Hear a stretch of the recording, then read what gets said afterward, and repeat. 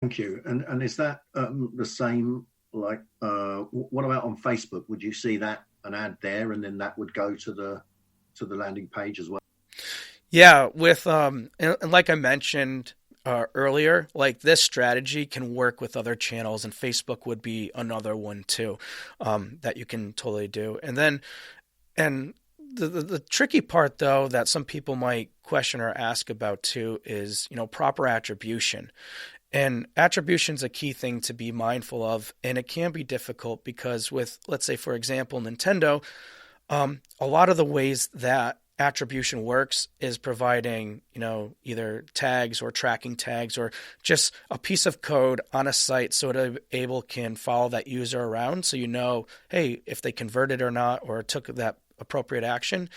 So the only tricky thing is when you get to like something like Nintendo, you may not necessarily know if that individual already converted or already bought that game yet. So that's just something to be mindful. So your strategy may reflect that a little bit in terms of how your messaging looks.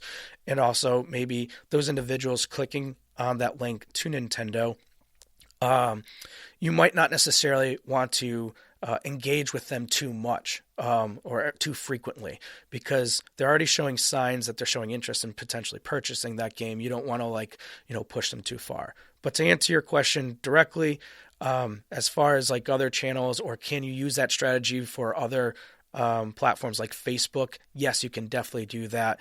It's very similar to how something like Google, for example, is set up. Great. Yeah, thank you. And I mean, they've got Google and Facebook have got a lot of different options for different scenarios and budgets. Yes. What do you think works best for indie developers just starting out? So what I would say is that the main thing is get a rough idea of your audience. Know who your audience is if you haven't already. That's the first and foremost thing that you need to do. But from there, you also want to be mindful of, where, and this goes into understanding your audience some more, but where do they hang out? If you're just starting out, and let's say you don't necessarily have a large budget, then you want to make your best decision possible in terms of advertising on where your audience is. Now, with that said, I would say you really want to focus on data collection because data collection is very, very helpful in terms of knowing more about, your audience demographics, their interests, their behaviors. There's so much information that you can collect from these advertising platforms that not only will help your efforts in optimizing your paid advertising strategy and campaign, but it can also give you information that can help you on organic levels too. And what I mean by that specifically is your messaging. The audience information in these platforms is very detailed and can get very granular, especially in Facebook, down to a degree of specifically what council people are interested or fans of or whatever. So having that information is really helpful because if you get that detailed information, your messaging might actually change a little bit and be more tailored to one audience type than the other. And then you can see those similarities and then really effectively get your core audience and what they are.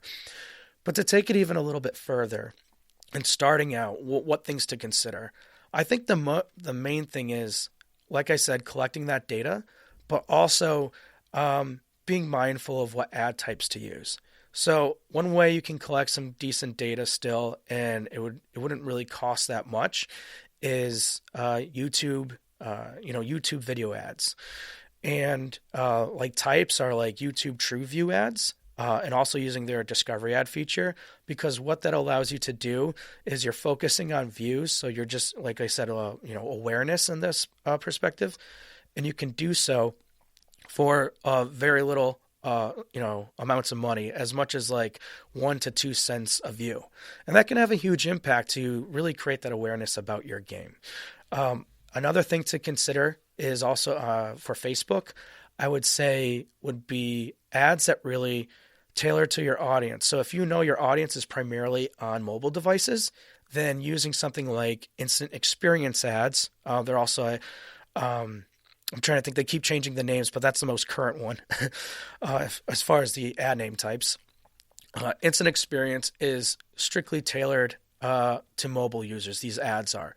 So really tailoring to an audience that's on their mobile devices, and most people on Facebook are on mobile devices visiting Facebook. So that's going to help benefit you as well. And also being mindful of ad types that really cater to the interests of Facebook, or, for example, or that platform.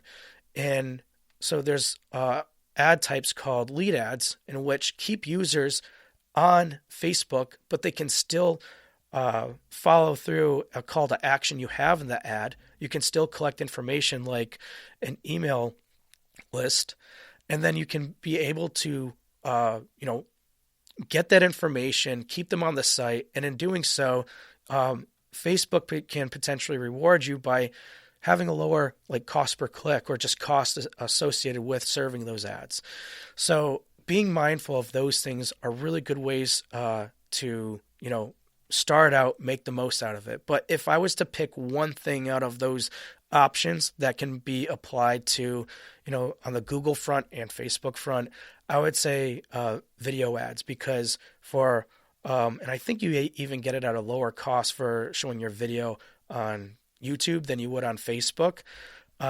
But focusing on those videos, because the costs are very low and you can really create a great impression. But most importantly of all, and from all the ad types I mentioned, you can collect a lot of very helpful user data, user information, so you can hone in on your audience further and also apply your learnings to your other campaigns, other organic efforts that you're doing. I mean, I've got to say, this is so fascinating, and you really know your stuff. It's really helpful. Oh, thank you. It's really great. I mean, our audience is going to love this. Thank you.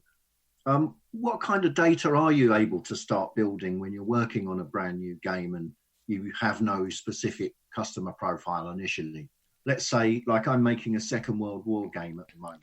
Okay. So my sort of initial thoughts would be, okay, let's go for people that are fans of Call of Duty or fans of Commandos, and then secondary people who are fans of and people that actually play games and like Second World War. And then I could also go for a secondary market of people that are interested in Second World War. And then I could also go for a secondary market that would be interested in, say, tactical stealth or top-down tactical stealth and or arcade shooter, right?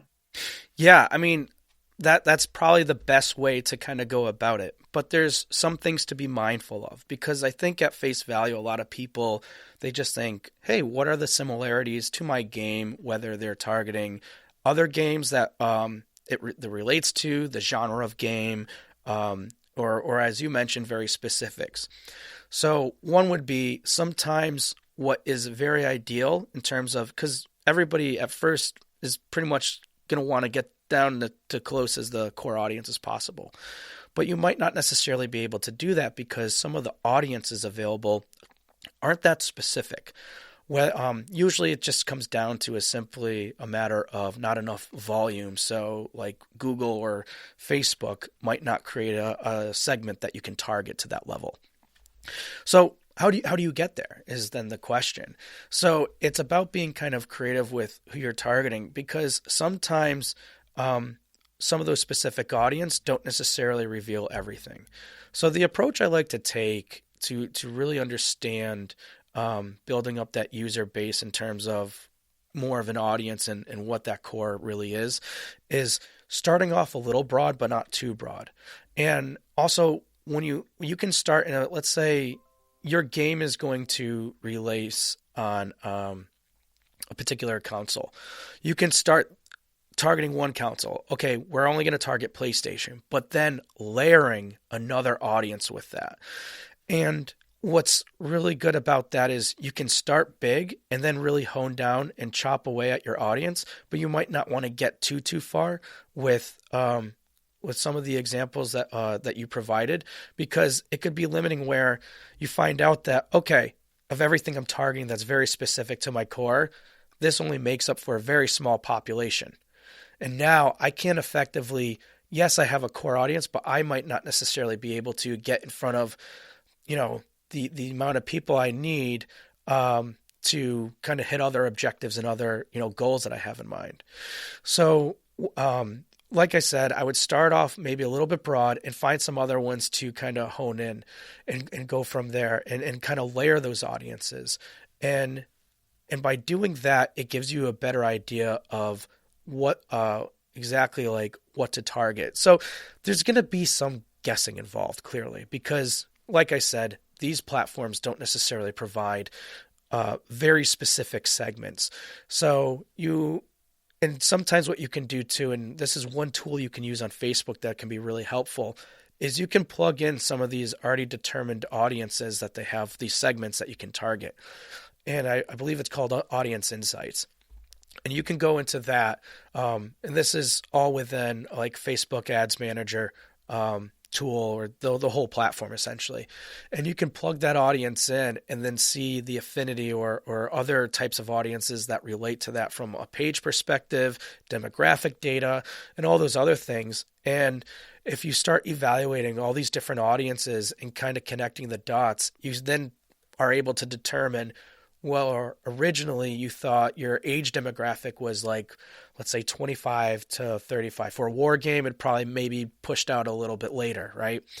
But then as you review all those audiences and drill it down, you're able to then determine, okay, I know my age bracket is exactly between like, like within 5 years, right? You'd be able to do that based off of that information. And last but not least, the other reason why I say to go a little bit broader, which a lot of people don't necessarily understand this concept and how, like, for example, Facebook works. And Google's getting to this point, but not to the degree I feel that Facebook's at now, is Facebook is really, really good at figuring out who you're trying to target. So you get that audience, the best way that you can cater, the best way you can drill it down to based off of what they offer available, and make sure, and the reason why I keep mentioning about being a little bit broad, even though it might be counterintuitive, is because if you're too specific with an audience, especially if you're limited on funds and what you can, allow to, or what you're able to pay for a campaign, Facebook's system is going to be very limited to who they can reach out to and determine who's going to be the best fit for the action you want them to take.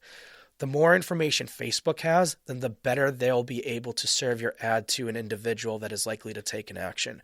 So that's why, more than anything, I talk about being a little bit broader, but still layering and trying to hone in as much as you can, as you provided with your example, because it's going to give the system a lot more to work with and to make that determination. And there's so many signals and that they can pick up from their algorithm.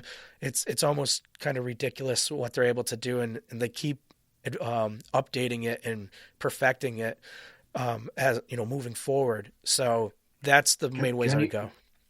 Can you give us some examples of that? The clever things that they can do? For example, another one that's really great. We just kind of talked about how clever Facebook is essentially on honing in all these things. And we were just mentioning about how it's for specific data sets that they have.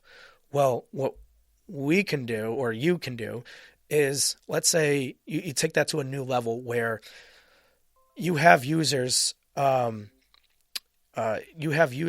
are focused on or committing an action. Let's say signing up for your email list or whatever. Well, you can take that information, all these emails that you're collecting, and then create a custom audience. If you have a large enough audience, you can also do this in Google too. But you create this custom audience, and then within Facebook, you can take that and make a lookalike audience. And basically what you're doing is you're uploading that information. You're not reaching out directly to these users, but you create this lookalike audience, which is telling Facebook, hey, I have all these people. They committed and made it, they committed and filled out my form, but I now want to serve ads to people just like these people.